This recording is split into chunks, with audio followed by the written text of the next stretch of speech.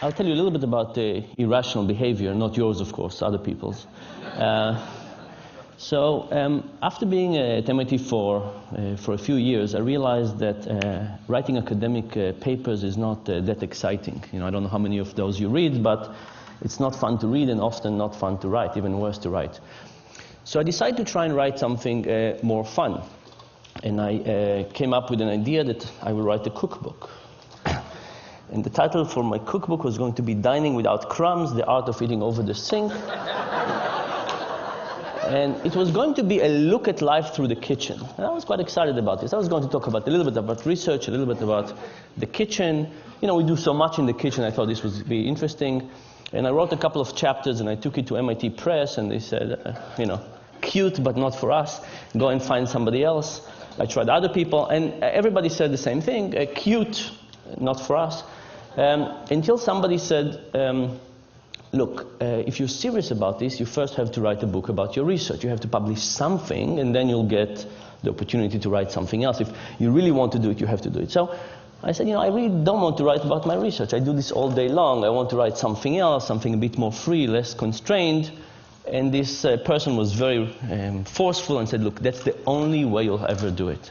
So I said, okay, if I have to do it, I had a sabbatical. I said, I'll write about my research if there's no other way, and then I'll get to do my cookbook. So I wrote a book on my research, and it turns out to be quite fun in two ways. First of all, I enjoyed writing, but the more interesting thing was that I started learning from people.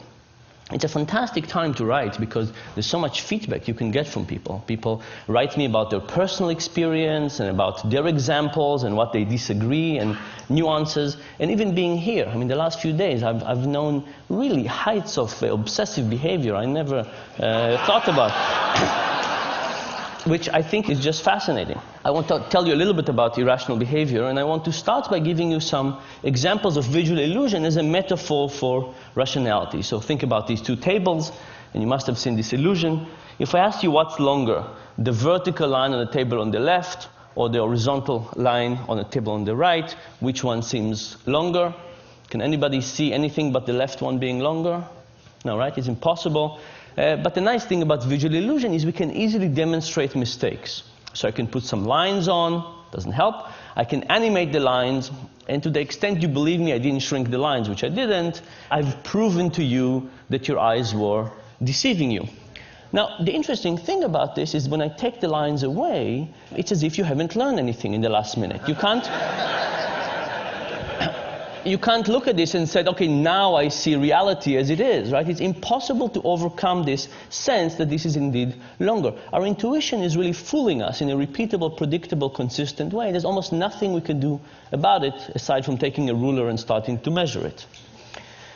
Here's another one. This is one of my favorite illusions. What do you see the color that the top arrow is pointing to? The brown, thank you. The bottom one? Yellow. Turns out they're identical. Can anybody see them as identical? Very, very hard. I can cover the rest of the cube up, and if I cover the rest of the cube, you can see that they're identical.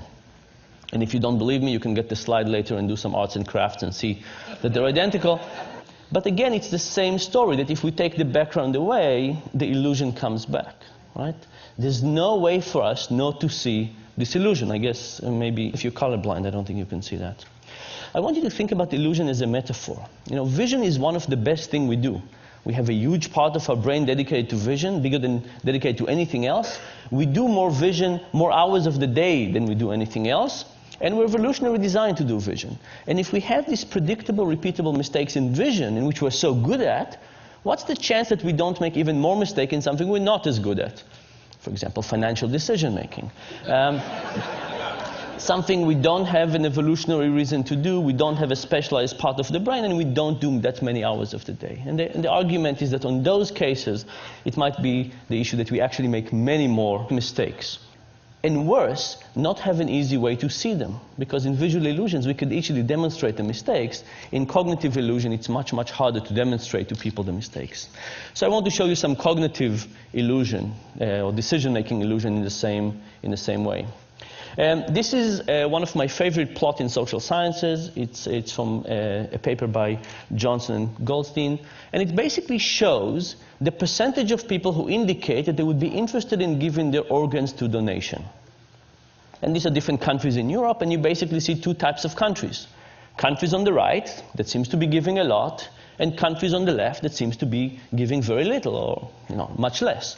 The question is why? Why do some countries give a lot and some countries give a little? When you ask people this question, they usually think that it has to be something about culture, right? How much do you care about people? Giving your organs to somebody else is probably about how much you care about society, how linked you are. Or maybe it is about religion. But if you look at this plot, you could see that countries that we think about as very similar actually exhibit very different behavior. For example, Sweden is all the way on the right, and Denmark, that we think is culturally very similar, is all the way on the left. Germany is on the left, and Austria is on the right. The Netherlands is on the left, and Belgium is on the right. And finally, depending on your particular version of European similarity, you can think about the UK and France as either similar culturally or not. But it turns out that from organ donation, they're very different.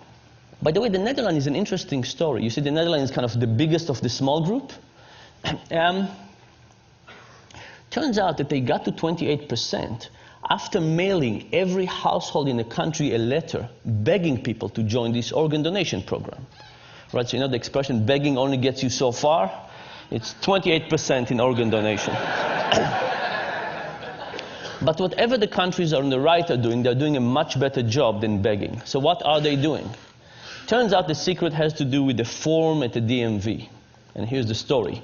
The countries on the left have a form at the DMV that looks something like this. Check the box below if you want to participate in the organ donor program. And what happens? People don't check and they don't join. The countries on the right, the ones that give a lot, have a slightly different form. It says check the box below if you don't want to participate. Interestingly enough, when people get this, they again don't check, but now they join the program. Now, think about what this means. You know, we wake up in the morning and we feel we make decisions. We wake up in the morning and we open the closet and we feel that we decide what to wear, and we open the refrigerator and we feel that we decide what to eat. And what this is actually saying that much of these decisions are not residing within us. They're residing by the person who's designing that form. When you walk into the DMV, the person who designed the form will have a huge influence on what you'll end up doing. Now, it's also very hard to intuit these results. Think about it for yourself. How many of you believe that if you went to renew your license tomorrow and you went to the DMV and you would encounter one of these forms, that would actually change your own behavior? Very, very hard to think that it will influence us, right? We can say, oh, these funny Europeans, of course it would influence them. But when it comes to us, we have such a feeling that we're at the driver's seat. We have such a feeling that we're in control and we are making the decision that it's very hard to even accept the idea that we actually have an illusion of making a decision rather than actual decision. Now, you might say, you know, these are decisions we don't care about. In fact, by definition, these are decisions about something that will happen to us after we die. How could we care about something less than something that happens after we die? So a standard economist, somebody who believes in rationality, would say, you know what? The cost of lifting the pencil and marking a V is higher than the possible benefit of the decision, so that's why we get this effect. But in fact, it's not because it's easy, it's not because it's trivial, it's not because we don't care, it's the opposite.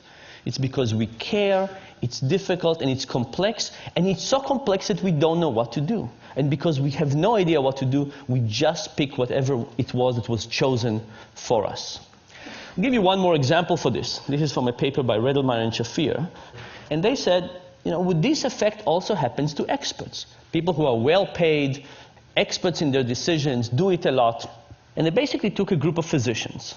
And they presented to them a case study of a patient. And they said, here's a patient, he's a 67-year-old farmer, he's been suffering from a right hip pain for a while. And then they said to the physician, yes, you decided a few weeks ago that nothing is working for this patient. All these medications, nothing seems to be working, so you refer the patient to hip replacement therapy, hip replacement, okay? So the patient is on a path to have his hip replaced.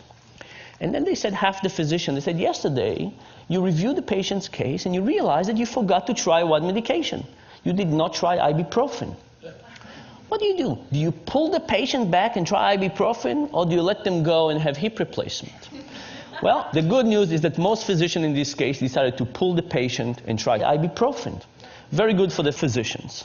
The other group of the physicians, they said, yesterday when you reviewed the case, you discovered there were two medications didn't try out yet, ibuprofen and piroxicam. They said, your two medications didn't try out yet. What do? You let them go, or you pull them back. And if you pull them back, do you try ibuprofen or piroxicam? Which one? Now, think of it. This decision makes it as easy to let the patient continue with hip replacement, but pulling them back all of a sudden becomes more complex. There's one more decision. What happens now? Majority of the physicians now choose to let the patient go to hip replacement. I hope this worries you, by the way, when you go to see your physician.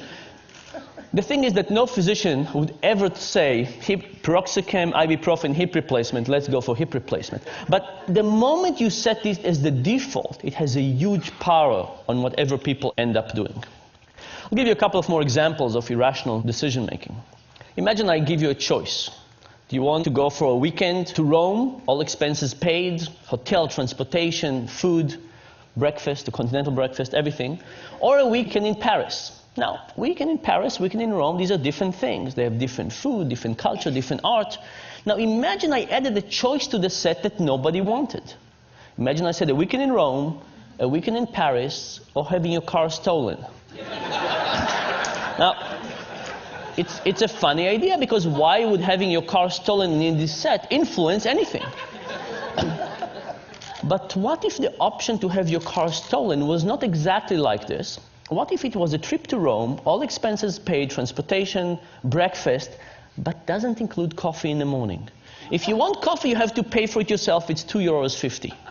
Now, in some ways, given that you can have Rome with coffee, why would you possibly want Rome without coffee? It's like having your car stolen. It's an inferior option.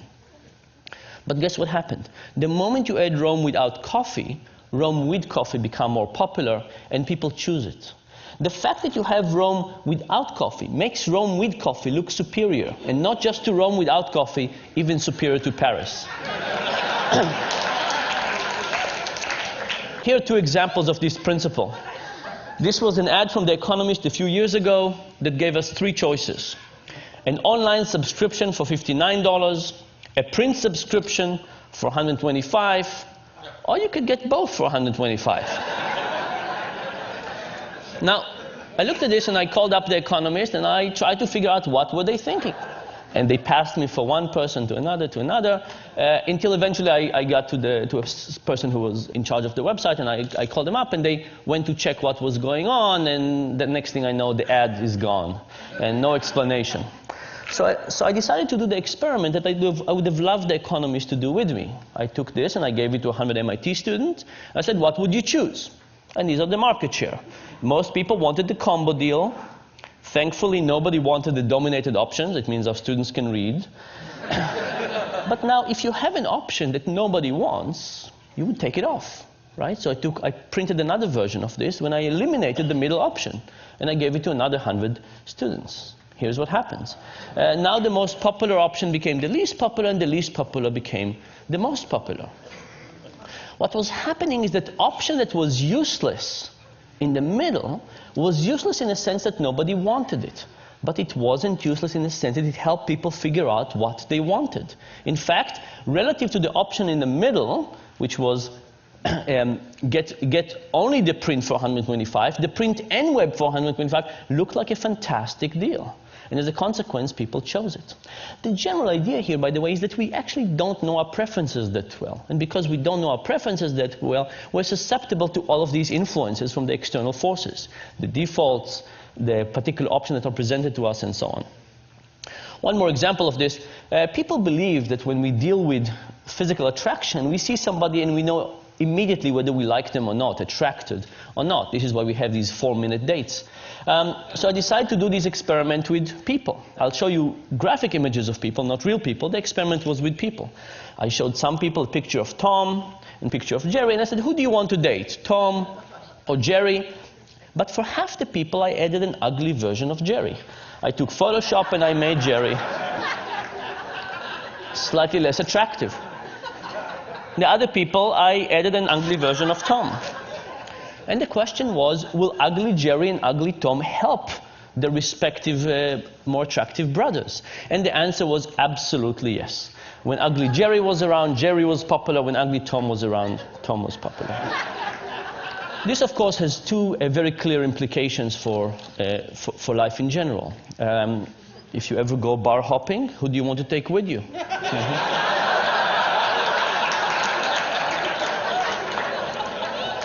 You want a slightly uglier version of yourself. Similar, but slightly uglier. And the second point, of course, is that if somebody else invites you, you know how they think about you. Now you're getting it. What is the general point? The general point is that when we think about economics, we have this beautiful view of human nature. You know, what a piece of work is man, how noble in reason. We have this view of ourselves, of others. The behavioral economics perspective is slightly less generous to people. In fact, in medical terms, that's our view. But there is a silver lining. And the silver lining is, I think, kind of the reason that behavioral economics is interesting and exciting. You know, are we Superman or are we Homer Simpson? When it comes to building the physical world, we kind of understand our limitations. We build steps and we build these things that not everybody can use, obviously, but we build them. We understand our limitations and we build around it. But for some reason, when it comes to the mental world, when we design things like healthcare and retirement and stock markets, we somehow forget the idea that we're limited. And I think if we understood our cognitive limitations in the same way that we understand our physical limitations, even if they don't stare us in the face in the same way, we could design a better world. And that, I think, is the hope of this thing. Thank you very much.